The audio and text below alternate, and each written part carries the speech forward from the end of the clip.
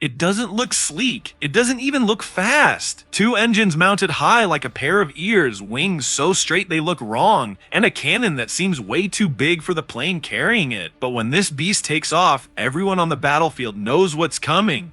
That deep guttural growl BRRRT is the sound of death from above. This is the A-10 Thunderbolt E, better known as the Warthog, the flying gun America built to destroy Soviet tanks, save soldiers pinned down in combat, and survive where no other jet could.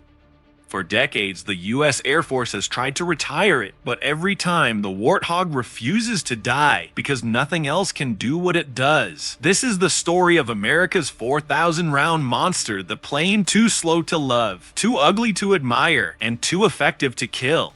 Number 1, born out of failure. It all started with a problem. In the 1960s, during the Vietnam War, American jets were fast, too fast.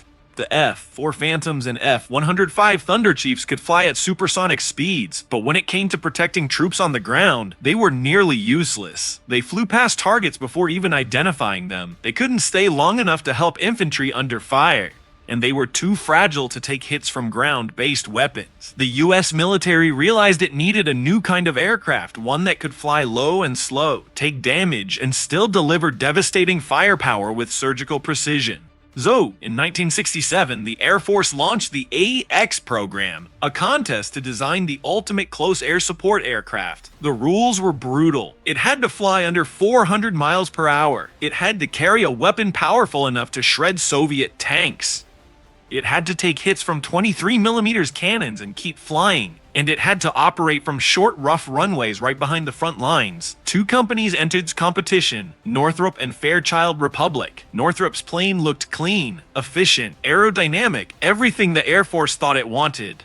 But Fairchild's prototype was something else entirely, a twin engine brute with a massive nose and stubby wings, a plane that looked like a flying tractor. They called it the A-10, and when test pilots took it up, one thing became clear: this ugly machine was unstoppable. Number 2, the flying gun.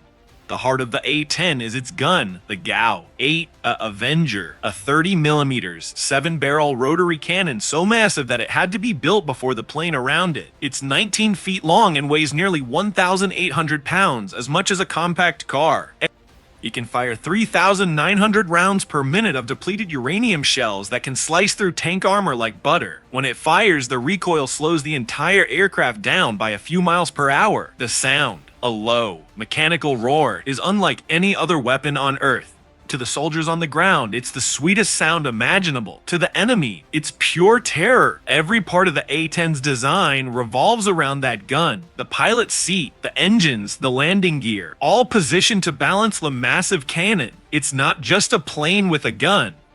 It's a gun with wings. Number 3, built to survive anything. Most aircraft are designed to be sleek, efficient, and fast. The A-10 was designed to survive. The cockpit is surrounded by 900 pounds of titanium armor, known as the bathtub, capable of stopping direct hits from 23mm shells. Its fuel tanks are self-sealing and protected with foam to prevent explosions. The twin engines are mounted high and far apart, reducing the chance both would be hit by enemy fire. Even the flight controls are duplicated, triple redundant hydraulic systems, plus a manual backup in case everything else fails.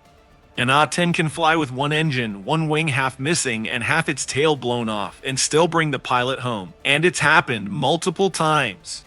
In one legendary incident during the Gulf War, Captain Paul Johnson's A-10 was struck by anti-aircraft fire that tore massive holes in the fuselage. Hydraulics were gone. Tail control was nearly destroyed, but the Warthog refused to die. Johnson flew it home, battered and broken, and landed safely.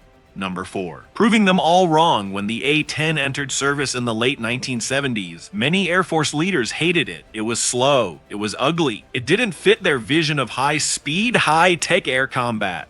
They wanted sleek fighters like the F-15 Eagle and F-16 Falcon. But the Cold War demanded a different kind of war machine, one that could stop Soviet tanks if the Red Army invaded Europe. In 1991, during Operation Desert Storm, the skeptics were silenced. Over the deserts of Kuwait and Iraq, the A-10 finally proved its worth, flying low and slow through heavy anti-aircraft fire. A-10 pilots destroyed over 900 tanks, 2,000 vehicles, and 1,200 artillery pieces in just a few weeks. They hunted tanks in sandstorms, They fired rockets and cannon rounds at convoys hidden under camouflage nets. They flew missions where other jets refused to go. One pilot described the A-10's attack runs like this: "Described rudging up at you, roll in at 300 feet, the ground rushing up at you. You see the tanks, small dark shapes, and you fire. The whole plane shakes, and then everything below just disappears. To the soldiers on the ground, the A-10 was a guardian angel. To the enemy, it was the sound of doom." Number 5. The BRRRRT that saved lives.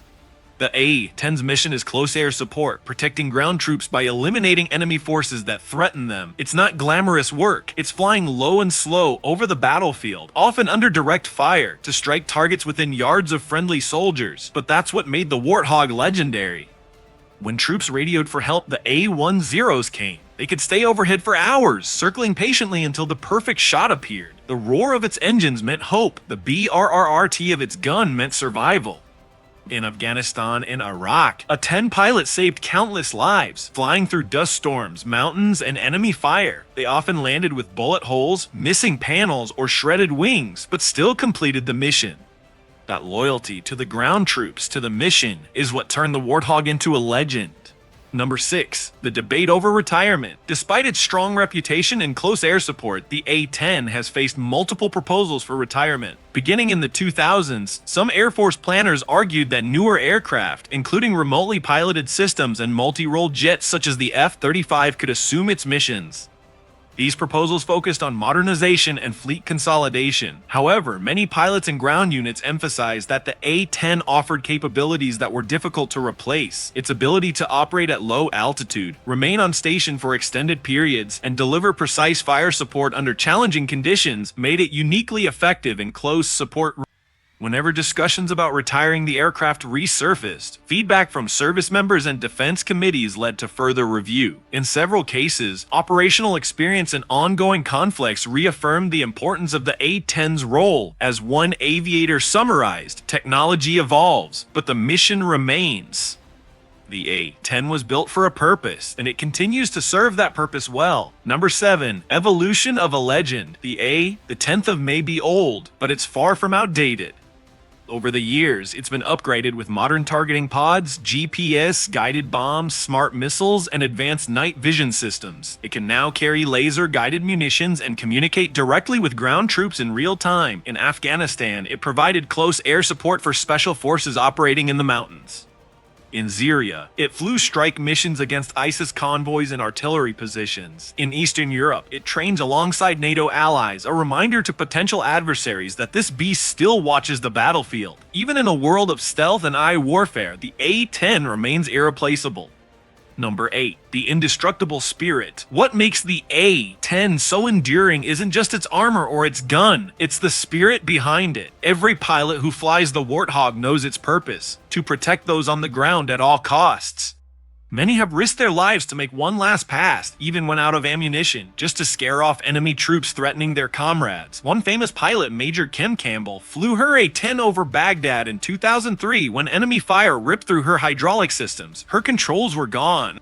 The plane was crippled, but the manual backup worked. She flew 300 miles back to base, with holes across her wings and tail. For her bravery, she earned the Distinguished Flying Cross. The plane brought her home. That's what the Warthog does. Number 9. Why America can't let it go.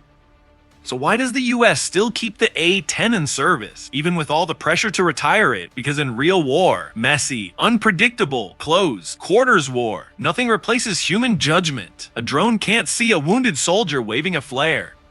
A stealth jet can't hover low enough to protect a convoy under fire. Only the A-10 can do that, and survive doing it. It's not about glamour, it's about grit. The A-10 represents something raw, something deeply human, the unbreakable bond between those who fly above and those who fight below.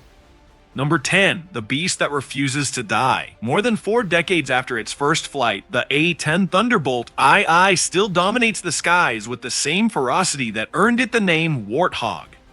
Over 280 of these rugged jets continue to serve, repainted, upgraded, and modernized with new targeting pods, avionics, and precision weapons. Yet at its core, the A-10 remains exactly what it was built to be: a flying tank, built to take punishment and deliver devastation. When its massive gall, 8 Avenger cannon roars, the desert trembles. Troops on the ground still call its sound the sweetest noise in war, a sign that help has arrived. And despite repeated attempts to retire it, the A-10 keeps returning to battle, proving again and again that no drone or stealth jet can match its courage or its connection to those it protects. It's not just a machine, it's a living oath that no soldier fights alone. Conclusion. In an age of invisible stealth jets and remote-controlled drones, the A-10 Thunderbolt II remains gloriously human, loud, tough, imperfect, and absolutely fearless. It was never supposed to last this long. It was never meant to be loved. But when the troops on the ground hear that sound, that unmistakable BRRRRT, they don't care about stealth or politics, they know the beast is here. Because sometimes ugly wins. And in war, that's all that matters.